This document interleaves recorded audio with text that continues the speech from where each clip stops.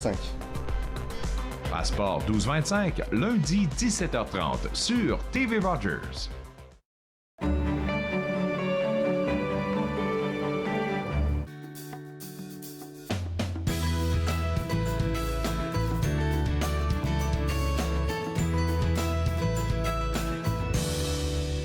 Bonjour et bienvenue entre nous exclusivement sur les ondes de TV Rogers. Je suis Claude Andrea Bonnier. Je me ferai un réel plaisir de passer la prochaine demi-heure avec vous.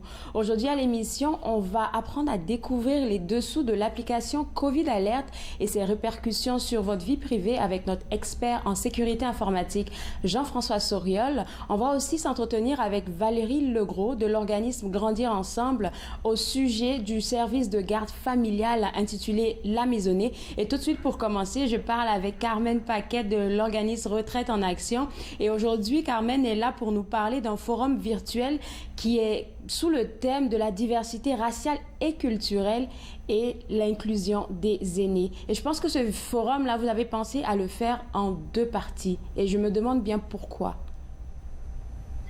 Bien, originalement, on avait reçu du financement du programme Ottawa Bilingue pour avoir un forum qui aurait duré toute une journée au mois de mai. Vous pouvez comprendre que on a dû modifier nos plans et puis au lieu d'avoir une superbe journée ensemble avec un bon lunch, on a 2 ateliers virtuels. Le premier a eu lieu mardi passé et le deuxième aura lieu mardi prochain, le 10 novembre. Alors, le thème, comme je l'ai mentionné tantôt, c'est sur la diversité raciale et culturelle et l'inclusion des aînés. Et vraiment, vous vous adressez aux différents organismes qui prennent soin des aînés. Est-ce que c'est un besoin dans la communauté?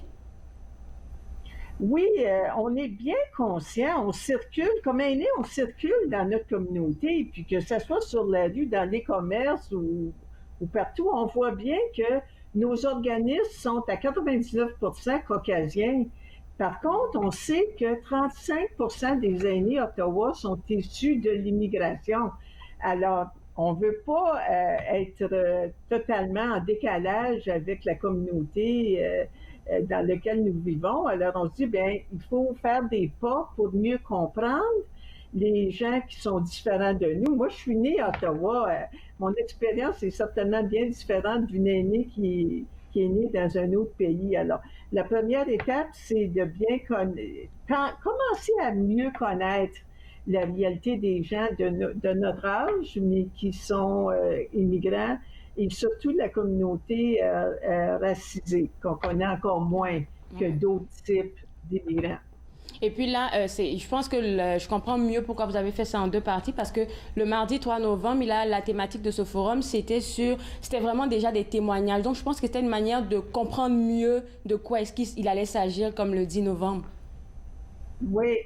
Puis, ça a été très intéressant d'entendre 3 personnes racisées. La première, c'était Jephté Lisée, qui est une jeune femme issue de la communauté haïtienne et qui est maintenant gestionnaire d'une nouvelle unité à la ville d'Ottawa qui tente de travailler sur l'équité des races, des Autochtones, en tout cas, d'entendre ce que notre ville veut faire.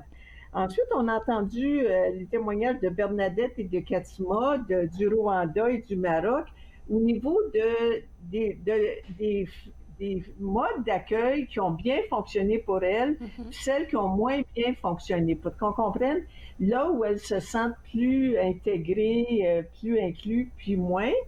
Puis finalement, on a entendu parler de 2 chercheuses de l'Université d'Ottawa qui ont fait des groupes témoins avec des aînés issus de 3 groupes culturels pour apprendre que dans la majorité des groupes culturels, le vieillissement est vu comme un cadeau, un privilège, une bonne nouvelle. Oui. Donc ça, c'est une contribution qui peut être faite à nous, Caucasiens, on a beaucoup d'ambivalence face au vieillissement parce que notre société est tellement axée sur la jeunesse, puis on essaie de démontrer qu'on est encore utile. Alors, le rapprochement avec les communautés culturelles pourrait être bénéfique pour les 2 groupes. Et le mélange culturel, ça apporte toujours du bon parce que je t'apporte ce que tu n'as pas, tu m'apportes ce que tu n'as pas et puis le beau mélange l'a fait sortir quelque chose de beau. Oui. Le prochain forum, ça sera le 10 novembre, comme vous l'avez mentionné, et cette fois, il portera sur une discussion sur un plan concret pour plus de diversité chez les organismes qui s'occupent des aînés. Alors, ces organismes-là, est-ce qu'ils sont déjà visés? Bien, il y aura des représentants de 3 organismes qui vont parler de leurs expériences de reconnaître et de bien desservir une clientèle diversifiée. Le premier organisme, c'est le KESA, qui travaille exclusivement avec une communauté immigrante. Le directeur général, Saint-Fort-Désir, va nous parler de quel type de service qu'ils offrent, parce qu'ils veulent bien desservir leur clientèle qui est clairement la communauté immigrante. Ensuite, on va entendre parler de 2 organismes qui sont un peu comme de tête en action, dans le sens que c'est des organismes qui existent depuis un bon bout de temps, qui sont faits à très grande majorité de Caucasiens, mais qui veulent se diversifier. Donc, il y aura la FARFO, la Fédération des aînés retraités franco-ontariens, avec son directeur général Gilles Fontaine. Ensuite, on aura l'Assemblée de la francophonie de l'Ontario avec son directeur général Peter Hominia.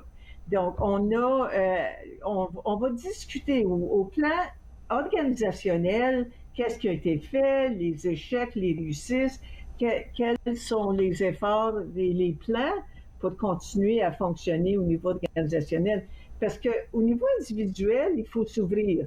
Mais il faut aussi que nos organisations peut-être modifient certaines pratiques qui, sans vouloir être moins accueillants, peuvent être moins accueillantes parce qu'on ne sait pas que ce petit changement-là ou ce grand changement-là pourrait nous aider à être plus inclusifs. Je reçois ce que vous venez de dire là comme une bonne nouvelle parce que j'ai déjà reçu plusieurs personnes du Farfo et même de l'AFO ici qui vraiment essayaient de comprendre comment la population des aînés vivait et puis comment on pouvait améliorer leurs conditions de vie et de voir que eux, ces personnes seront à votre table. Je pense que la machine est en marche. Oui. Puis, je veux assurer les gens que même s'ils ont manqué la session du 3 novembre, ils sont plus que bienvenus de participer à la session du 10 novembre. C'est gratuit. Il s'agit d'aller au site de Retraite en Action, donc Retraite en Action dans un seul mot.ca, puis s'inscrire, puis de participer à notre prochaine conversation. Et puis je sais qu'il y aura aussi une spécialiste en inclusion, je pense que c'est la guest de ce forum-là, Louis Sauvé-Dubois, qui va partager aussi ses expériences. Écoutez, merci beaucoup et puis bonne chance pour le prochain forum. Merci bien.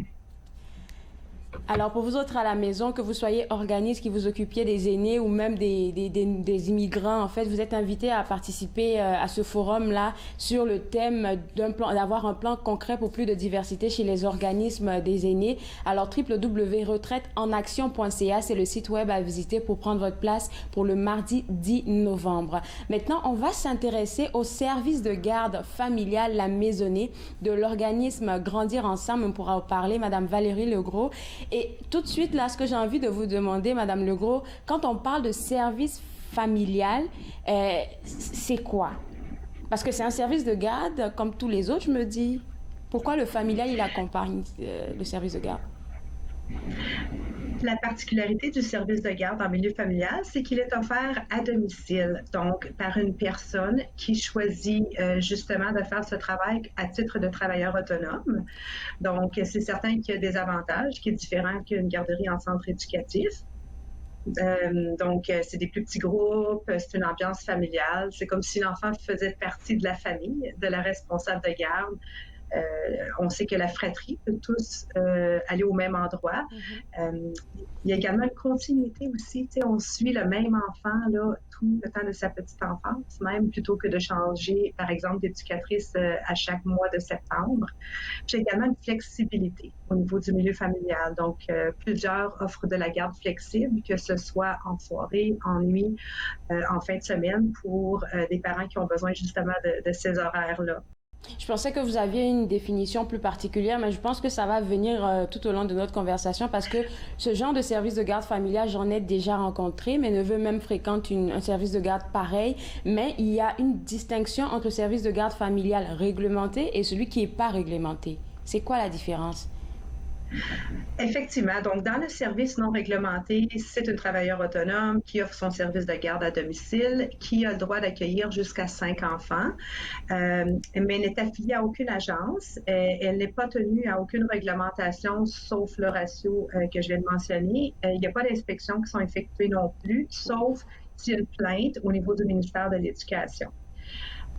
Tandis que dans le milieu familial réglementé, là, on parle de vraiment sous la tutelle du ministère de l'Éducation. Donc, par exemple, nous, la Maisonnée comme agence de garde en milieu familial, on a un permis d'opération du ministère de l'Éducation de l'Ontario et les responsables de garde qui sont affiliés avec nous se doivent de respecter la loi sur la garde d'enfants et la petite enfance qui inclut plein de facettes, que ce soit santé, sécurité, programme éducatif, etc., formation même.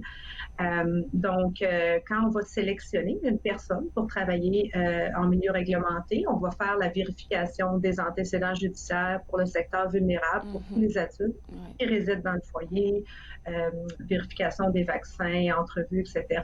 On offre la formation aussi. Le cours de secourisme est exigé aux 3 ans. Puis, les personnes ont aussi accès à du perfectionnement professionnel.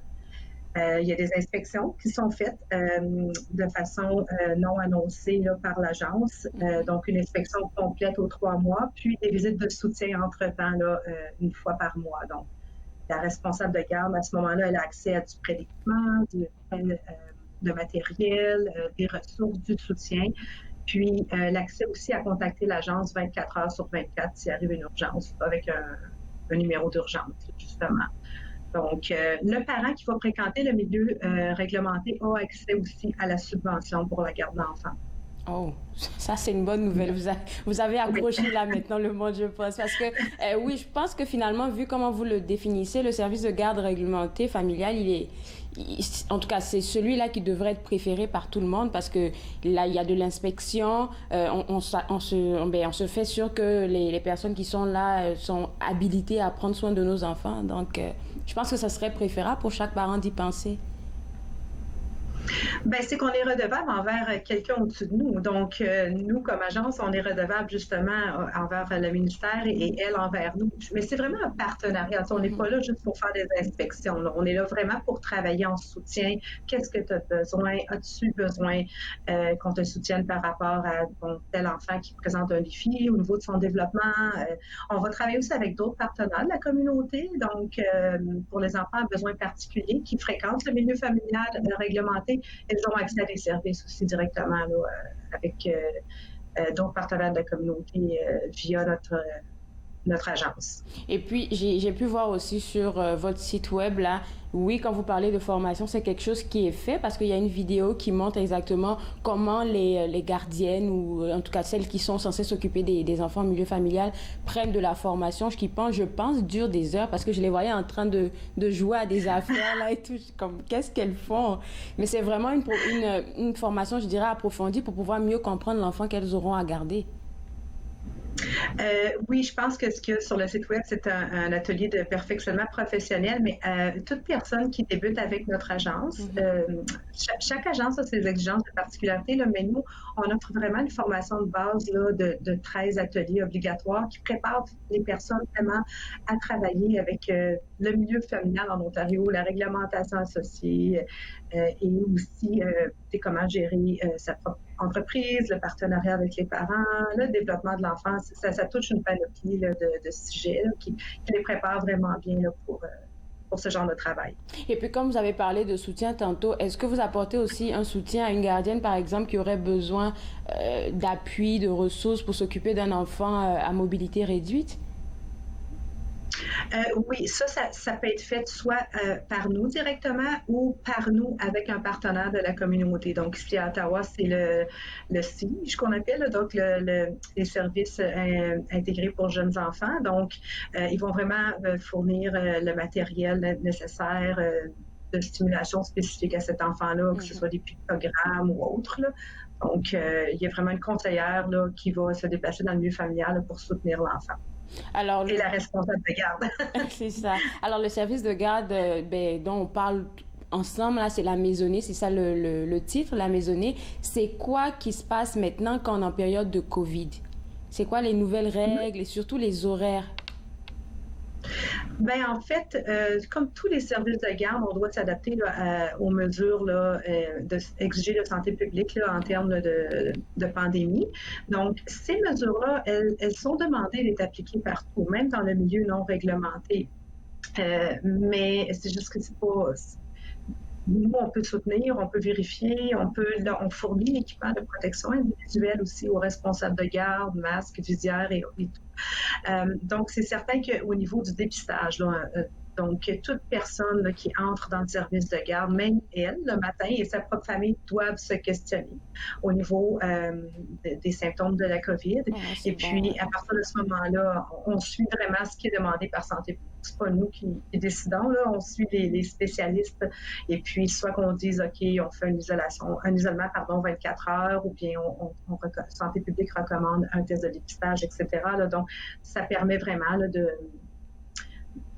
limiter là, justement la propagation. Là, c'est qu'on voit vraiment l'importance justement d'être soutenu dans ces moments-là.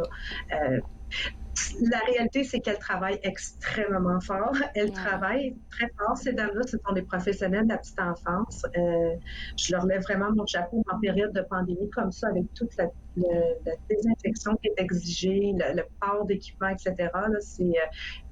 Dans la réalité, là, ça fait que la tâche est vraiment alourdie, si je pourrais dire. Sauf que ça rassure quand même la responsable de garde de savoir qu'on est derrière elles. Elles ont accès à un téléphone, comme je dis en tout temps. Si elles sont embêtées, est-ce que j'accepte tout mon enfant? Ça rassure le parent aussi de voir que tout ça s'est mis en place. Ouais. C'est certain que c'est pas intéressant de se faire dire non, ton enfant ne peut pas fréquenter parce qu'il a fait une fièvre, mais en même temps, ça rassure que tout le monde est protégé. Puis quand ça va arriver à l'autre, petit aussi, son enfant va être protégé, tout ça. Ouais, Donc, totalement d'accord avec ce que vous venez de dire. Oui. Alors, pour les horaires, pour les parents qui y pensent, c'est quoi les horaires flexibles que vous offrez en ce moment? Bien, comme la personne est travailleur autonome, c'est elle qui choisit ses heures d'ouverture. Donc, je dirais la majorité, c'est des heures régulières, là, exemple 7 à 17 heures ou jusqu'à 18 heures. Mais il y a 17 de nos responsables de garde qui offrent de la garde flexible. Donc, avant 6h30 le matin, en soirée, nuit, week-end. Donc, c'est vraiment elle qui détermine. Puis, à ce moment-là, si un parent a ce genre de besoin, on va regarder les places qui sont disponibles dans ces milieux.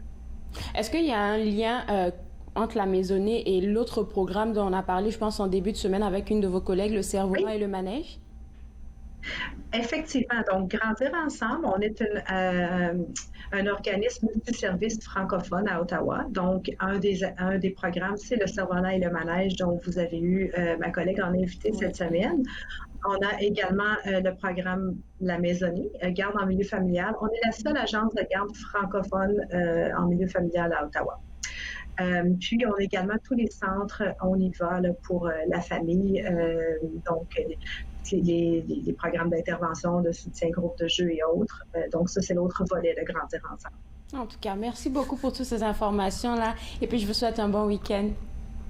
Bien, ça me fait plaisir. Un beau week-end à vous aussi. Profitez du soleil. Alors, pour vous autres à la maison, pour profiter et du programme La Maisonnée qu'offre l'organisme Grandir Ensemble et même plus encore, je vous inviterai à visiter leur site web au www.grandirensemble.ca. Maintenant, on va s'intéresser, on va dire, au-dessous de l'application COVID Alert avec notre expert en sécurité informatique, Jean-François Soriol. Et je voudrais dire que la répétition est pédagogique. Est-ce qu'on pourrait rappeler à tout le monde, c'est quoi le but de cette application-là? Ben justement, c'est comme ça que je voulais commencer. Ça tombe bien. Exactement. Comme en sécurité, comme dans plein de choses, dans notre vie, on fait pas seulement une chose pour se protéger en sécurité ou en quoi que ce soit. Avec mes enfants, bon, tu les habilles, tu les protèges, tu mets une tuque, tu mets des... En sécurité, on a un firewall, on a des pratiques, on a un routeur, on a un paquet de choses, on a un antivirus. Mm-hmm. On ne se fie pas seulement à une approche. Puis c'est un petit peu ça qu'on fait avec COVID-19. On se lave les mains, on a une distanciation sociale. Si tu es positif, on a des processus gouvernementaux là, où tu indiques que tu as un virus, il y a quelqu'un qui te contacte, et là, il te demande qui tu as été en contact avec dans les 14 derniers jours. Souvent, c'est long à établir. Ben justement, lorsqu'on était en confinement en mars-avril, c'était facile. On sortait pas. J'avais 3 personnes que je côtoyais, puis si tu me demandes, dans les 14 derniers jours, qui t'a côtoyé, ben il y en a juste 3, point final. Mais là, tu vas au magasin, puis là, tu t'en vas travailler, puis toi, tu es au travail, puis tu côtoies des gens, mais es-tu capable de dire, toi, dans les 14 derniers jours, tous les gens que tu as côtoyés? Non. Non. Alors, c'est ça que ça sert, le COVID-19. Pas le COVID-19, le COVID-alerte, l'alerte COVID, l'application. Ce que ça fait, c'est que c'est comme si c'était un petit calepin qui te permet de garder en liste les contacts que tu as eus, mais sans garder le nom des personnes. Parce que c'est un petit peu ça qui est la réticence des gens envers le déploiement d'applications. Il y a des gens qui disent, puis je comprends la réticence, si jamais c'est moi qui l'ai donné à mon frère ou à mon collègue, ce serait difficile pour eux de savoir que c'est moi qui leur ai donné. Je veux qu'ils puissent savoir qu'ils ont été en contact, mais je voudrais pas que tout mon entourage sache que c'est moi qui l'ai donné à tout mon groupe de travail. Alors, il y a des gens qui disent, je ne vais pas downloader ça, comme ça, il n'y a pas personne qui va savoir que c'est moi qui l'ai donné. Mais je comprends le désir, je comprends la réticence, mais je veux rassurer tout le monde. L'application ne capture rien de votre information personnelle du tout. Il n'y a rien de votre information personnelle qui est en votre nom où vous vivez. Il n'y a rien qui est partagé par l'application avec le serveur. Tout ce qui se passe, c'est que quand tu allumes l'application, l'application utilise le service Bluetooth de ton téléphone qui te permet de connecter ton haut-parleur ou des choses comme ça. Mais avec ce service-là, ça permet de sentir à la distance que tu es avec une autre personne, avec un autre téléphone Bluetooth, avec le niveau du signal que les téléphones reçoivent. Donc, au travers de ça, l'application reconnaît que je suis en contact avec quelqu'un et avec le niveau du signal que je reçois, ils peuvent savoir que je suis en dedans de 2 mètres. Puis, il y a un compte qui commence lorsque mon téléphone voit d'autres téléphones. Il y a un compte qui commence, puis si je suis en contact avec une personne avec un autre téléphone de moins de 2 mètres pendant 15 minutes, plouc, les 2 téléphones s'échangent un code. Là, je sais pas, j'ai envoyé quelques acétates. Oui, qu'on voit à la télé. Les téléphones s'envoient un code. Et le code, c'est comme un code barre. Sur les aliments que tu achètes au magasin, là, il y a un code barre. Ce code barre-là, il est relié à l'item, mais les codes qu'on reçoit, ils ne t'identifient rien du tout. Ce n'est qu'un code. Puis ça reste sur ton téléphone, puis le téléphone de la personne que tu as côtoyée. Puis il n'y a rien qui se passe. Puis tu recollectes des codes. Et si jamais ton ami devient positif, ils s'en vont se faire tester, ils reçoivent un test positif, eux, ils peuvent aller dans leur application, rentrer un code qu'ils ont reçu du docteur ou du service qui a fait le test positif. Ils rentrent leur code et là, COVID Alert reçoit tous les codes qu'ils ont eu dans leur téléphone dans les 14 derniers jours. OK, pour les infos. Et là, le serveur, c'est ça. Le serveur collecte ça. Il n'a pas d'informations sur la personne, quoi que ce soit. Mais il sait que voici tous les codes dans les 14 derniers jours. Et là, toi, tous les jours, le serveur envoie tous les codes des gens qui ont identifié comme étant positifs. Alors toi, encore là, tu n'es pas identifié, mais ton téléphone reçoit les codes. Et s'il y a un des codes sur ton téléphone qui correspond aux codes qui ont été envoyés, là, tu sais que tu as été exposé. Ça ne veut pas dire que tu l'as, mais ça veut dire que c'est important pour toi à ce moment-là d'obtenir un rendez-vous pour aller te faire tester. Mais à ce moment, il n'y a aucune information de qui te l'a donné ou tout ce que le téléphone conserve, c'est les codes pour que quand quelqu'un indique qu'ils ont été positifs, si toi tu as le même code sur ton téléphone, là tu sais que tu as peut-être été exposé et donc tu as besoin d'aller te faire tester. Alors, quand on parle de code, c'est-à-dire que si moi, je téléchargeais l'application Alerte COVID, il faut que toi aussi, tu aies téléchargé l'application pour qu'on puisse comme échanger les codes. Absolument. C'est ça. Absolument. Et tu as tout à fait saisi le point. Si moi, je l'ai et toi, tu ne l'as pas, mon téléphone, on n'a pas de code qui vont s'échanger entre nos téléphones. Il faut, et donc en ce moment, on dit qu'il y a à peu près 5 millions de Canadiens qui l'ont téléchargé. C'est pas suffisant. Il faut qu'on se rende à 20 millions. Il faut qu'on se rende que, en moyenne, 2 personnes sur 3 vont l'avoir downloadé. Ouais, et à ce moment-là, le principe de retraçage puis tout ça, là, ça va être efficace. Tu sais, on n'est pas super efficace en ce moment. Quand tu parles de ça, j'ai eu une discussion avec quelqu'un par rapport à ça. La première chose que la personne m'a dit, c'est l'anxiété. Déjà, je suis anxieux de la situation qui se passe, mais de recevoir après une alerte qui va me dire « Oh, tu as été en contact avec telle ou telle personne », ça me rend beaucoup plus anxieux. La personne est vraiment quelqu'un qui a un problème d'anxiété. Et deuxièmement, c'était le fait de savoir, comme tu l'as mentionné, que ce serait peut-être possible que ce soit moi qui ai infecté quelqu'un d'autre, donc je me sens mal, raison pour laquelle je ne télécharge pas, mais ça ne nous aide pas, en fait. Bien, en fait, c'est justement en réponse à ces deux émotions humaines qui fait en sorte que, bon, ton anxiété, l'application ne va pas réduire le fait que tu aies été exposé ou non, mais ce que ça fait, c'est que si jamais il y a peut-être une chance, ben l'application va te le dire. Au moins, tu Autrement dit, justement, il y a des gens qui disent que je veux pas me faire tester parce que je veux pas le savoir. Puis comme ça, je ne pas. D'accord, tu peux te mettre la tête dans le sable, mais c'est un petit peu ce que l'application propose. Essayons de ne pas rentrer notre tête dans le sable. Soyons adultes avec ça. Remplissons notre responsabilité de notre communauté, de se protéger l'un l'autre, puis c'est vraiment cette application-là qui le fait. Et la deuxième, de savoir que, oui, mes collègues vont savoir que c'est moi qui leur ai donné. L'application ne va pas donner ces détails-là. Et je dois avouer que c'était une de mes réticences, moi aussi. Je dois avouer que moi, je côtoie très peu de gens, mais regarde, c'est sûr que je veux savoir si jamais je l'ai donné à ma mère, mais hey, ce serait-tu pas possible? Comment ce serait pas le fun? mais de savoir, c'est une façon de se protéger. Alors, il va nous rester 1 minute 30. Là, où est-ce qu'on peut la télécharger? Est-ce que c'est vraiment, si j'ai un iPhone dans le App Store, je peux aller la voir? Absolument. iPhone et Android, en fait, dans la petite présentation, vous faites une recherche COVID Alert Canada. Il faut rajouter Canada parce que il y a tellement d'informations sur COVID. Fait COVID Alert Canada. Le premier lien, ça va être le lien où tu peux tu as le site web, puis il y a un lien pour télécharger l'application et pour iOS et pour Android. Et puis quelque chose qui m'a fait rire, là je pense que ça va te faire rire, c'était par rapport au Android, parce qu'il fallait comme, je pense pour le 6, 7, 8 et 9, il fallait comme ouvrir ton Bluetooth pour que ça puisse connecter aux gens qui ont l'application. Et puis il y a quelqu'un qui me disait, mais si ils ont mon Bluetooth, ils vont savoir où est-ce que j'étais, où est-ce que je suis. J'étais comme, ok.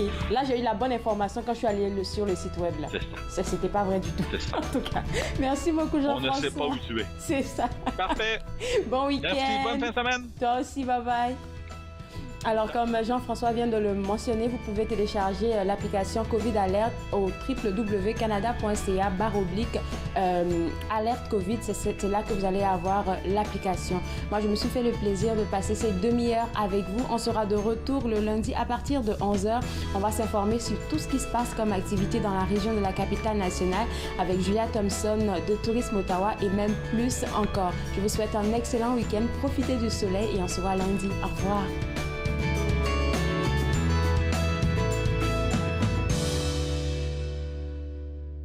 Faites-nous part de vos commentaires en composant le 613-521-2323 par courriel sur Facebook et Twitter.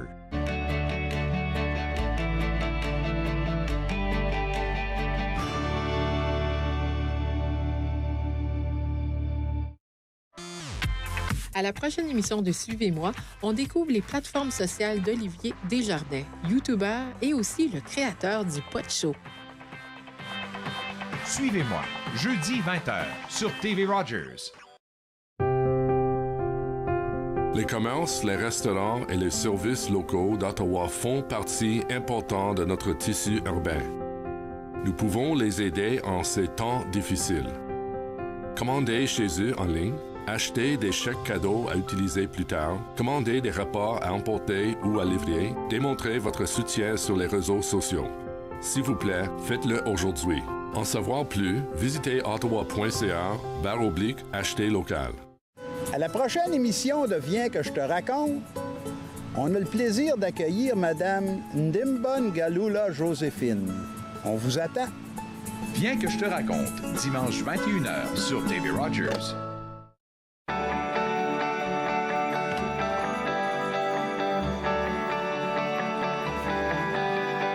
Vous regardez TV